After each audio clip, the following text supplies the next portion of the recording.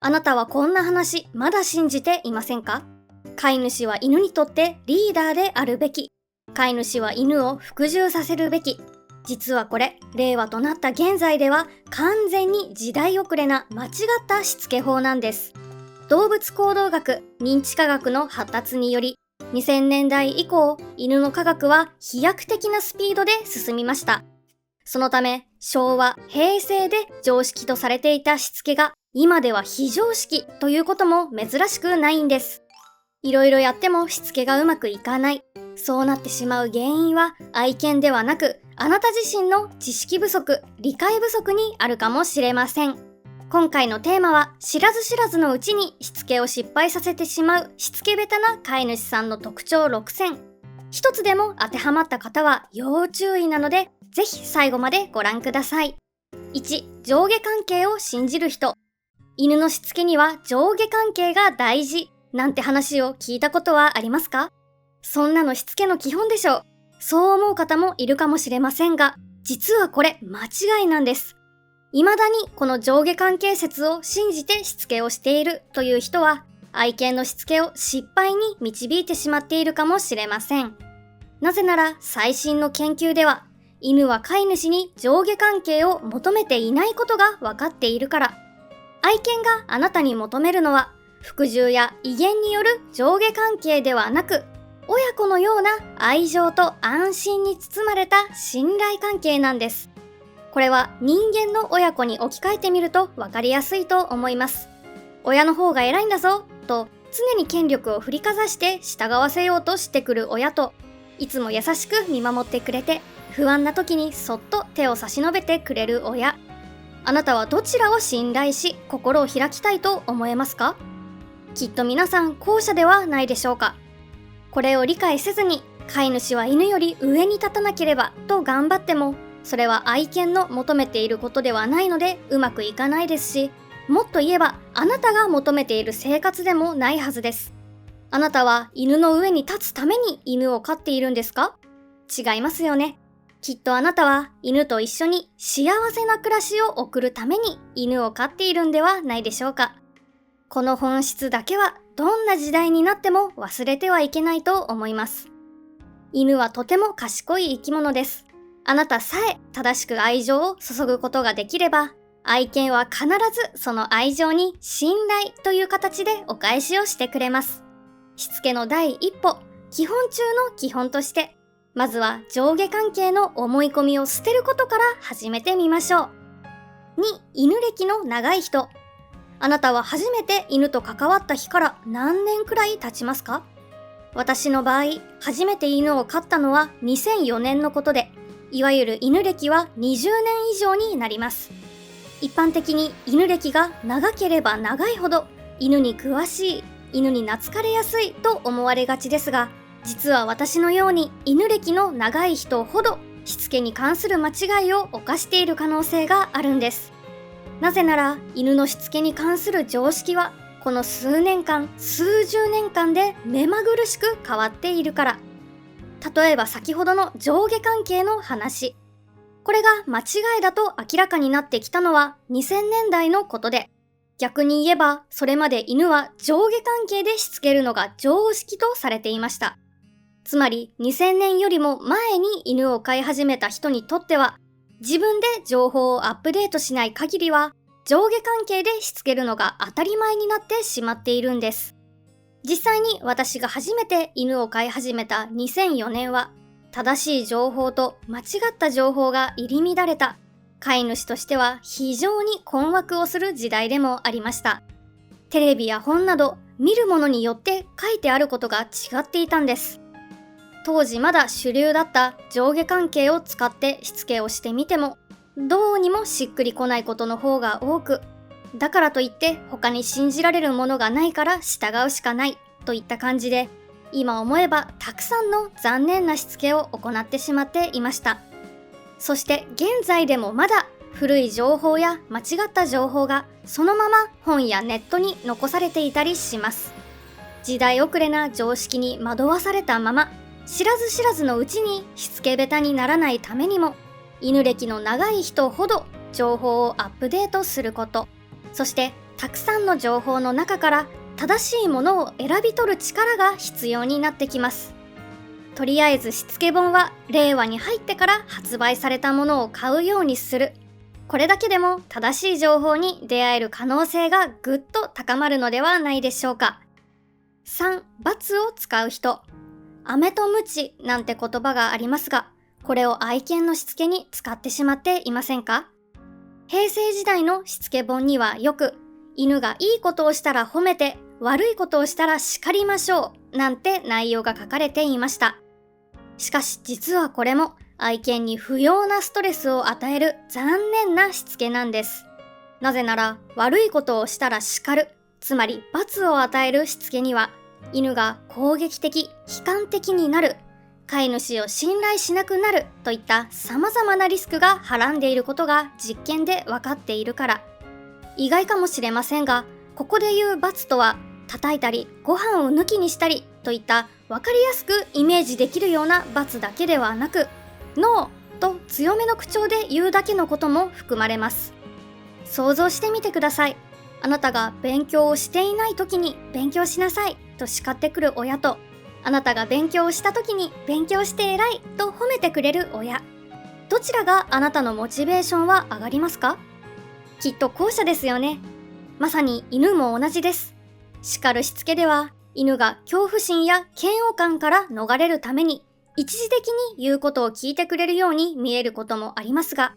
叱れば叱るほどあなたとの本質的な信頼関係が崩れていきます。一方、褒めるしつけでは、犬自身のモチベーション、つまりは褒められて嬉しい、またやろうといった気持ちを強めることができるので、褒めれば褒めるほどあなたとの信頼関係が深まっていくんです。あなたは安易に叱るしつけを行うしつけ下手な飼い主さんになっていませんか？現在の常識では、犬は褒めてしつけるの一択です。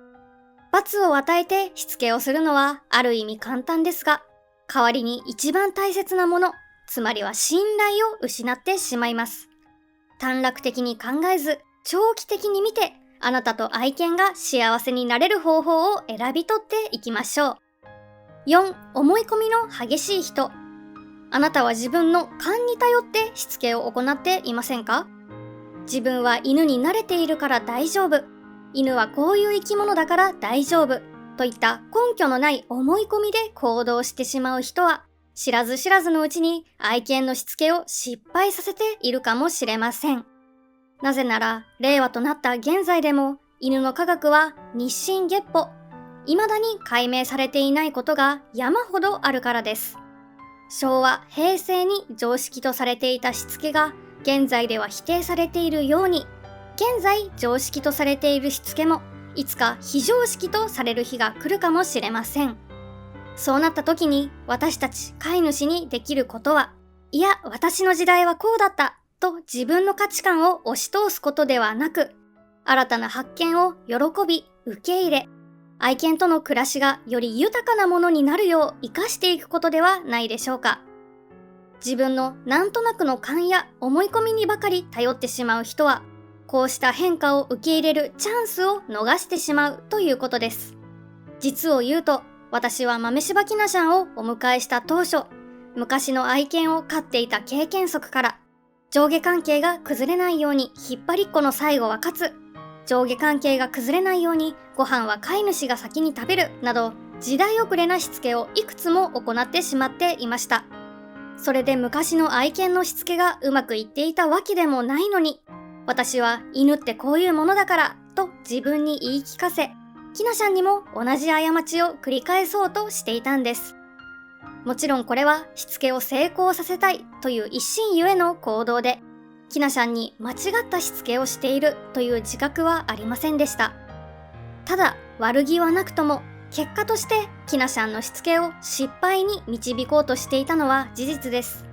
我ながら愚かだったなと思わざるを得ないし、同時に私のような失敗を他の誰にもしてほしくないとも思います。しつけを成功させたいという純粋な気持ちがしつけを失敗させるなんて、あまりに残酷だと思うからです。あなたは自らの手で愛犬のしつけを失敗させてしまっていませんか？思い込みや勘にとらわれたしつけはとても危険です。時には自分の中の常識を疑ってみることも大切ではないでしょうか。5、自分に甘い人。あなたはその日その時の気分によって愛犬への接し方を変えてしまっていませんか？